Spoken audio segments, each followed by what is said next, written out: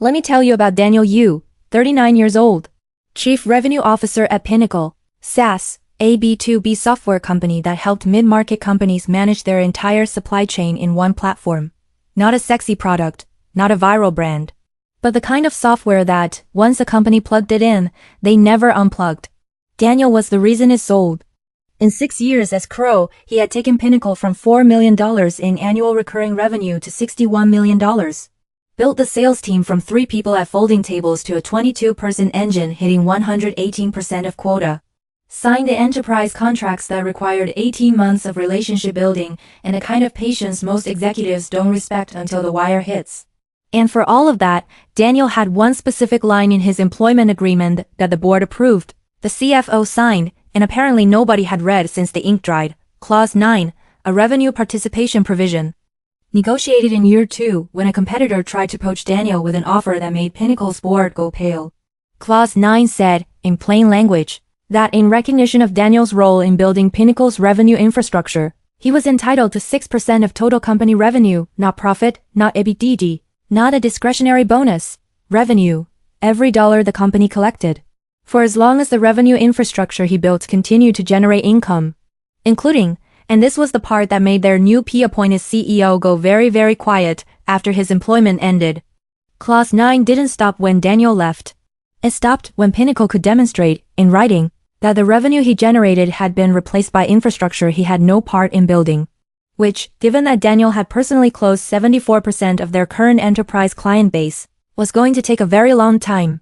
And on the Tuesday morning that Pinnacle's new CEO Craig Ellison, 8 months in zero SaaS experience, full pay mandate to cut costs and juice margins, called Daniel into his office and eliminated his role for organizational efficiency, Daniel nodded, collected his things, and sent one email to his personal attorney.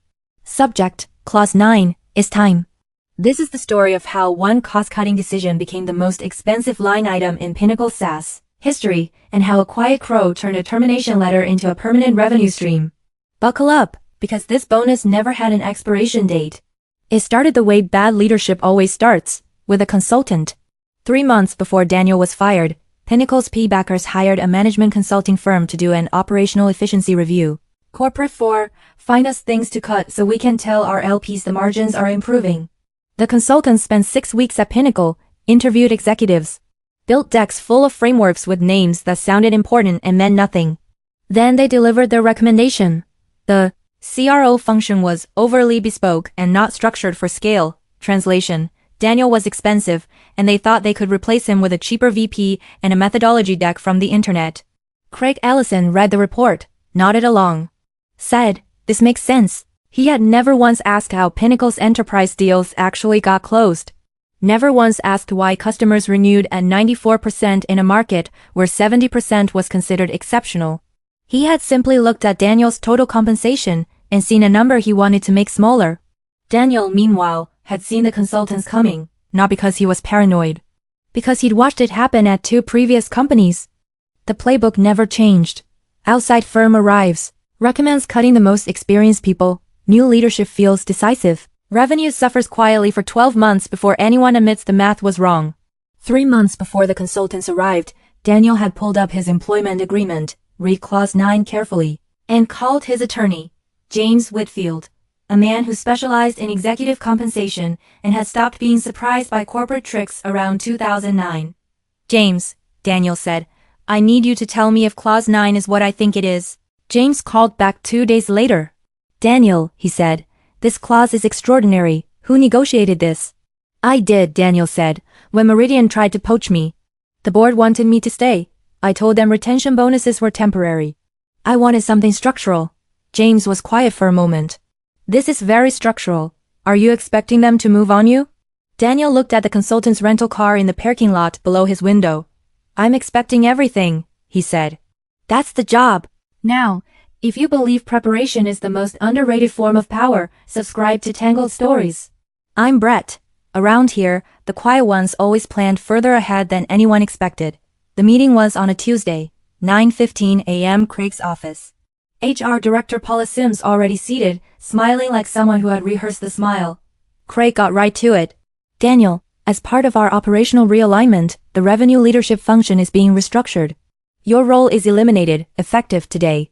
Is this without cause? Daniel asked. Organizational, Craig said. Not performance. Good, Daniel said. Craig blinked. That wasn't the response he prepared for. Paula slid a severance packet across the desk. 16 weeks. Cobra. Non-disparagement. And one line at the bottom. Small, almost casual. Employee waives all claims to future compensation, bonuses, or revenue participation arrangements upon signing. Daniel read that line twice. Set the packet down. I won't be signing today, he said. Paula's smile held, but her eyes shifted. We'd like to close this out. I'll have my attorney review and respond within 5 business days, Daniel said pleasantly. He stood, shook Craig's hand, shook Paula's hand, and walked out like a man who had just been handed exactly what he was waiting for. Back at his desk, Daniel spent 22 minutes packing. His framed first enterprise contract, Holloway Systems, signed year 1, still a client today. A small whiteboard with his original air projection from 2018, the one the old board laughed at before it came true, his coffee mug. He left everything else. He called James from the parking lot. It happened, Daniel said. Today? James asked. 9:15, no cause. Severance packet with a waiver line trying to void clause 9. James exhaled, the exhale of a man who is professionally delighted. Did you sign? Of course not. Send me the packet, James said. I'll have a letter to their counsel by end of week. Daniel sat in his car. Looked at the building he spent 6 years inside. Thought about $61 million in error. Thought about clause 9. Thought about 6%. Did the math, $3.66 million per year on current revenue alone. He drove home, made lunch, and waited. James's letter arrived at Pinnacle's legal department on Friday morning. 2 pages, clean, precise. It outlined clause 9 in full. It noted Daniel had been terminated without cause. It noted the severance waiver misrepresented the scope of his contractual rights. It noted that clause 9's revenue participation was a vested contractual entitlement, not a discretionary bonus, and that it survived termination per subsection C, paragraph 4, which Craig had initialed on page 11 of the original agreement. It closed with one final paragraph. In the event Pinnacle SaaS elects to dispute this obligation, Mr. Yu is prepared to pursue all available remedies, including a full accounting of revenue generated by client relationships. Mr. Yu personally established, representing approximately 74% of current. Our General Counsel Rachel Torres read the letter, pulled up the original employment agreement, found page 11, found Craig's initials, sat very still. Then called Craig. We have a problem, she said. Craig's first instinct was denial. It's a bonus clause, he's terminated. Bonuses don't survive termination. This isn't the bonus clause, Rachel said. It's a revenue participation provision. Meaningful legal distinction. So we fight it. Rachel read him subsection C, paragraph 4. Word by word. The room was quiet when she finished. What does 6% of $61 million look like annually? Craig asked. $3.66 million, Rachel said. Per year, escalating with revenue. By year 3, you're looking at $4.8 million. And it doesn't stop? Not until we demonstrate the revenue was replaced by infrastructure Daniel had no involvement in building. Given he personally closed 74% of the current client base, conservatively 7 to 10 years, Craig was quiet. What did the consultant say his compensation cost us annually, he asked. $890,000, Rachel said. Silence. So we fired an $890,000 employee, Craig said slowly, and created a $3.66 million annual obligation. Rachel's voice was even. That's one way to frame it. Craig put his head in his hands. Get me outside counsel, today. Outside counsel reviewed clause 9 for 48 hours. Their assessment, enforceable, language airtight, initials genuine. The subsection C carve-out was the kind of language that appeared in senior partnership agreements at investment banks, not mid-market SaaS companies. Whoever wrote this, the lead attorney told Rachel, knew exactly what they were doing. Rachel thought about Daniel Yu, 6 years of building a revenue engine nobody else fully understood. 6 years of closing deals that took 18 months. 6 years of watching the company collect the checks. Yes, she said quietly. He did. The settlement offers came in waves. First offer, $4.2 million lump sum, full release. Daniel asked James, what's the NPV of the clause over 10 years at current growth? James said, conservatively $41 million. Daniel said, no. Second offer, $9.5 million. No. Third offer, $14 million. Getting warmer. Fourth offer, delivered by Rachel directly to James, which told Daniel everything about how seriously they were taking this. $19.5 million, structured over 3 years.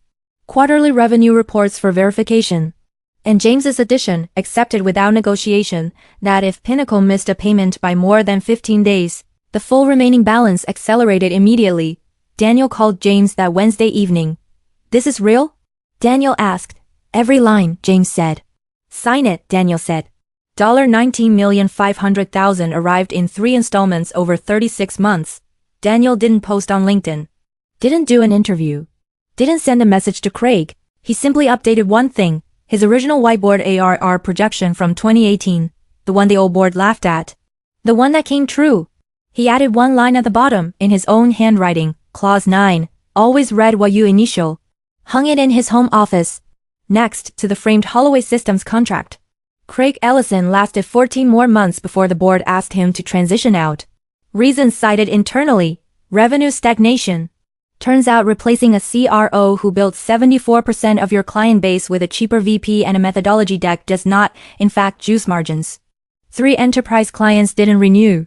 The 94% retention rate dropped to 81%. The pay firm quietly extended their hold period. Paula Sims left to pursue other opportunities. The consultants were not invited back. Rachel Torres was promoted to Chief Legal Officer. Her first act, a mandatory executive contract review process. Every clause, every initial, every provision, before any termination, without exception. She called it the U protocol, not publicly, just internally, in the memo. Daniel heard about it 8 months later from a former colleague. He smiled, and went back to what he was building next. They say Craig now consults for early-stage startups on go-to-market strategy. Say he reads every contract before he signs it, every page, every clause, every initial, twice. They say the Pinnacle board still references the Clause 9 settlement in new PO portfolio briefings as a case study in what happens when you fire the wrong person without reading what you promised them. And Daniel? He took 6 months off, traveled, rebuilt, then launched his own advisory firm, helping B2B companies build revenue infrastructure that didn't depend on any single person. His standard engagement agreement contains one specific clause. His clients always ask about it. He always explains it the same way. It means that if you ever decide I'm not worth what I built for you, the math will remind you that I was. They always laugh, like it's a joke. It isn't.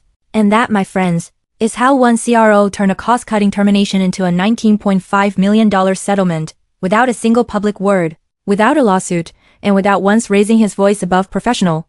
Because some people negotiate for more money, and some people negotiate for a clause that makes the money permanent. Daniel knew which one lasted longer. And he made sure they initialed it. If this story lit up your justice receptors, do me a solid, subscribe to Tangled Stories, drop a like, and share this with every revenue leader who's ever been called a cost center. Because here, every story has a twist. And sometimes that twist compounds annually. I'm Brett, and I'll see you in the next one.